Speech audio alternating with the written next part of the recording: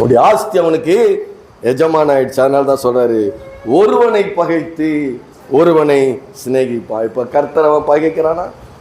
கண்டிப்பா இருக்குமா இருக்காதா? அதுதான் அதுதான் ரெண்டு எஜமான். அத சொல்றாரு, மாடு தன் எஜமானனையும் கழுதை தன் முன்னனையும் அறியும், என் ஜனங்களோ அறிவில்லாமல் இருக்கிறார்கள். அல்லேலூயா. கர்த்தர் யாருன்னு தெரியல, நான் யாருன்னு தெரியல. அதனால தான் சொல்றாரு, உன் கண்களை ஏறெடுத்து பாருங்கள். ஏசாயா தீர்க்க தரிசன புஸ்தகம் 40வது அதிகாரம் 26வது வசனத்தை சொல்றாரு, உன் கண்களை ஏறெடுத்து பார், அந்த வானத்தையும் பூமியும் உண்டாக்கிற கர்த்தர் நான். ஹல்லேலூயா. உன் கர்த்தர் யாரு? உன் கர்த்தர் யாரு? உங்க கர்த்தர் யாரு? வானத்தையும் பூமியும் உண்டாக்கிறவர். ஏசாயா 40வது அதிகாரத்துக்கு மேல நீங்க எடுத்து பாத்தீங்கன்னா அவர் சொல்ற